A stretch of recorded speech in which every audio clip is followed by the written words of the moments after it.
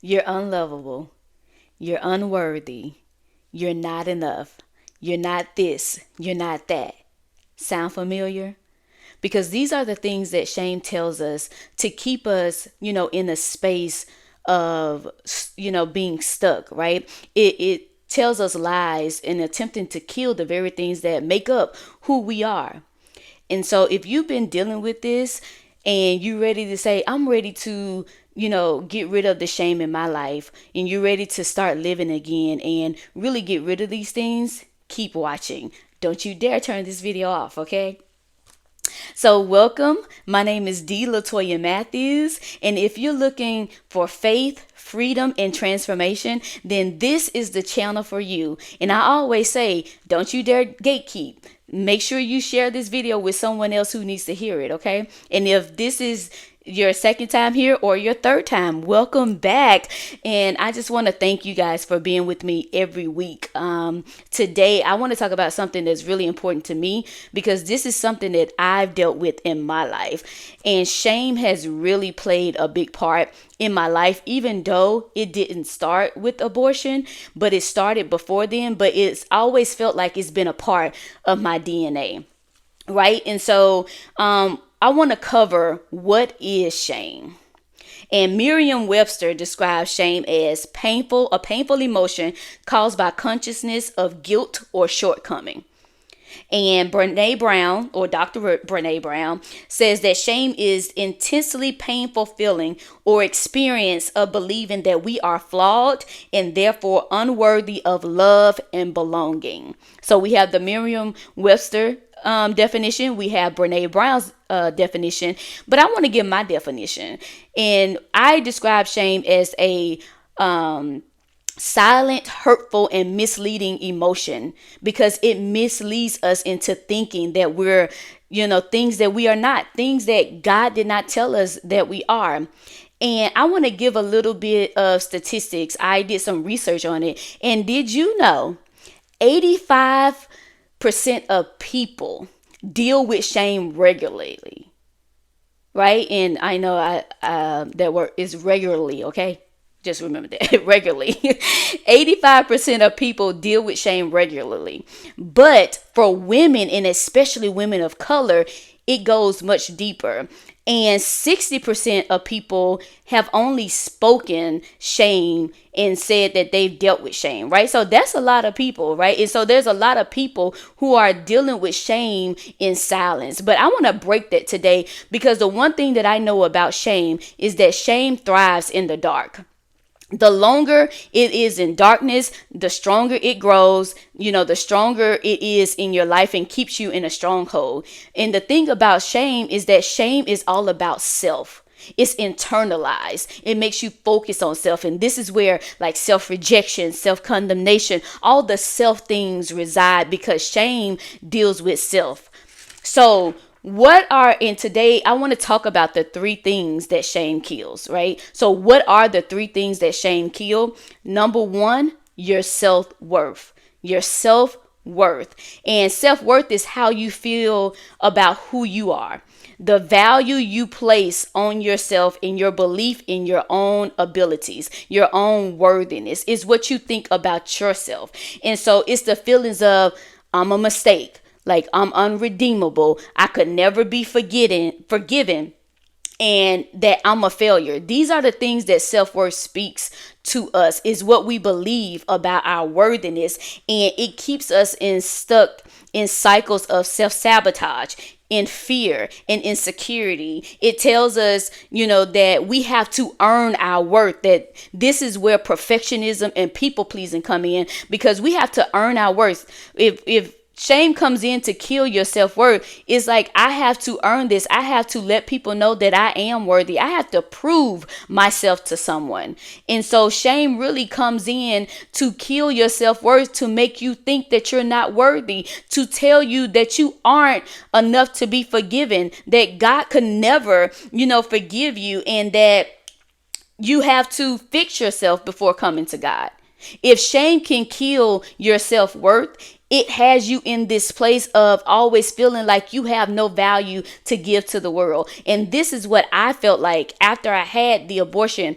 It was just like I didn't think that I was valuable. It made me feel like I wasn't enough. It made me feel like that there was no purpose for me. Right. And so self-worth is so important, because this is how we show up in the world, is what in how we feel about who we are.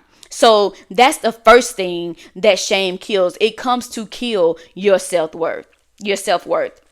The second thing, shame comes to kill your identity. It's who you are. It's who you are at your core. If I can kill that, then you get to create this false identity or a counterfeit identity, and you start showing up as someone that God didn't even create you to be, because shame comes in to say that it comes to obstruct the way you see yourself. It's all about, if I can kill the way she sees herself, then she will be in an identity crisis. So shame comes to cause identity crisis and to keep you confused about who you are. It convinces you that you are broken, and it robs you of your true identity, leaving you stuck in false labels, leaving you stuck in self-rejection, leaving you stuck in self-condemnation. It's all about the self, right? And we begin to judge ourselves harder than God judges us. And I don't know about you, but I've been in an identity crisis, and I would judge myself so hard. Like, God didn't have to judge me. I was already judging myself based on the things that I've done, based on the things that have happened to me. And the enemy keeps you in this place of an identity crisis to keep you from moving forward in your power that God has given you, and to disrupt and to break down the core of who you were created to be. And so we no longer see ourselves as God sees us.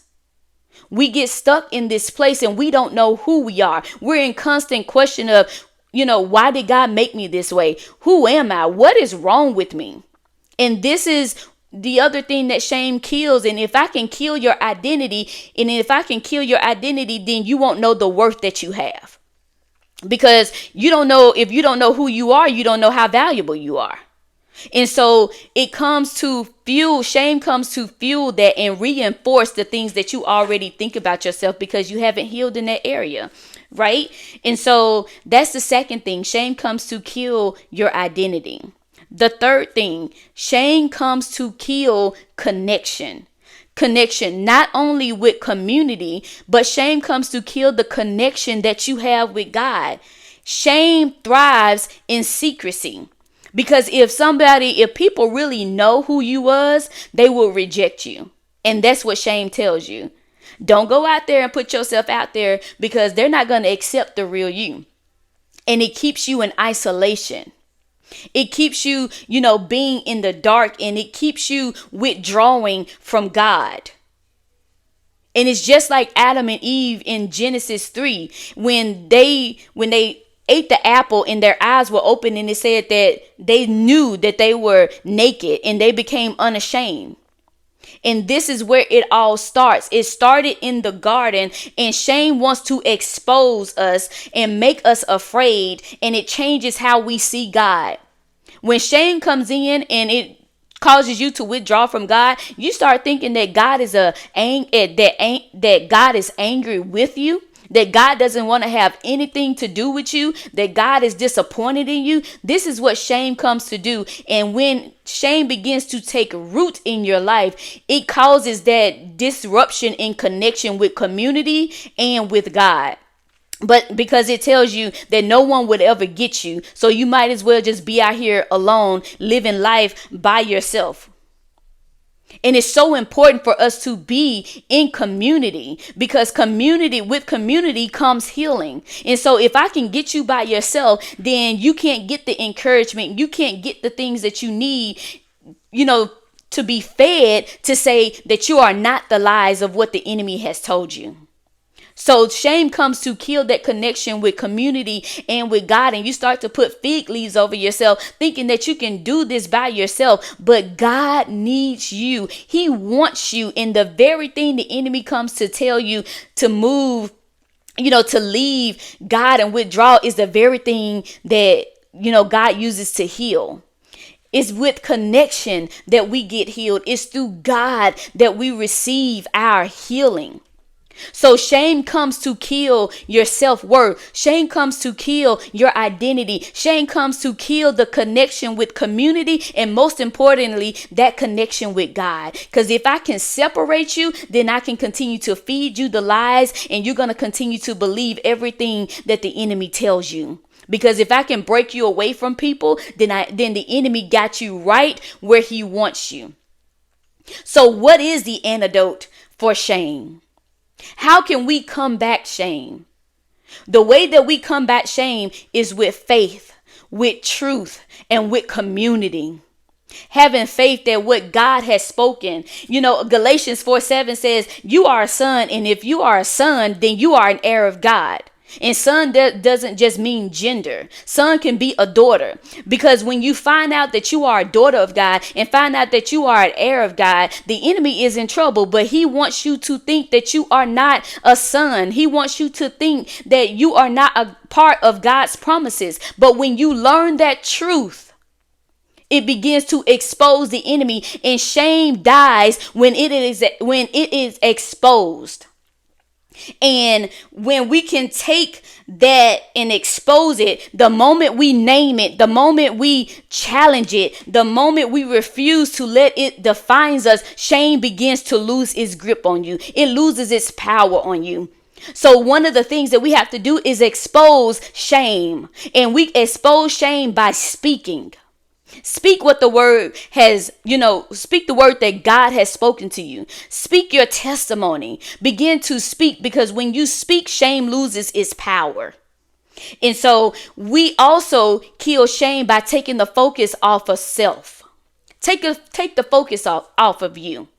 Because as long as you're worried about you, you can't even be an effective witness to Christ, because shame keeps you focused on, how will they see me? I don't want to do it because it's going to make me look crazy. But we kill shame by speaking, because remember, shame thrives in the dark. So the moment we bring light to it, the enemy is in trouble. We need truth. We need grace. We need love. Right? And so we need self-compassion. We need community, and we need faith. 2 Corinthians 5:17. And I want you to remember this. It says, if anyone is in Christ, he is a new creation. Old things have passed away. When you came to Christ, old things have passed away. Shame has lost its grip, because you are a new creation. The past, the things that you did, your mistakes, those failures that you think that you have, when you became a new creation in Christ, those old things passed away. So you get to serve the devil notice and tell the lies of the enemy that, you can no longer hold this over my head, because I am a new creation in Christ. Those old things are passed away. Shame continues to thrive because we continue to allow it to be present in our lives. So we got to speak it. We got to expose it. We got to challenge the lies of the enemy. We got to bring it to light. Okay. And Ephesians 1:4 says, God chose us in him before the foundations of the world. So that should tell you, before any mistake that you made, before you went and wandered off on your own, God had already chosen you. You're chosen. So no matter how far you think you've gotten off, you are chosen. He chose you before the foundations of the world. He chose you before you were even born. He chose you before your mistakes. He chose you before the things that happened to you. God chose you. So the very things that shame comes to kill, the resurrection of Jesus Christ can revive and restore. The things that shame has tried to use to defeat you, you can now have victory over, because you've exposed it, you've challenged it, and you are not letting define who you are. The power of the resurrection of Jesus Christ allows you to have victory over shame. So don't you let another day go by where you're letting shame rob you and silence you and keep you from experiencing the truth and the love of God. Don't you dare. So this is what I want. I want you to drop a comment in the chat. Drop it in the comment section, right? And I want to know, what has shame tried to steal from you? Because remember, when you can speak it out, you expose it, and shame loses its power. What has shame tried to steal from you? So let's expose it and bring your power back. Let's get your power back. Let's get you to living again and not shrinking and hiding. All right. So I hope this video has blessed you on today. Again, please share it with someone who needs it. You need to break free from shame. It's time for you to start living again. And I pray that this has blessed you. Again, don't be gatekeeping. Share it out. Have the people to come and join you next time. Okay? So until next Wednesday, God bless.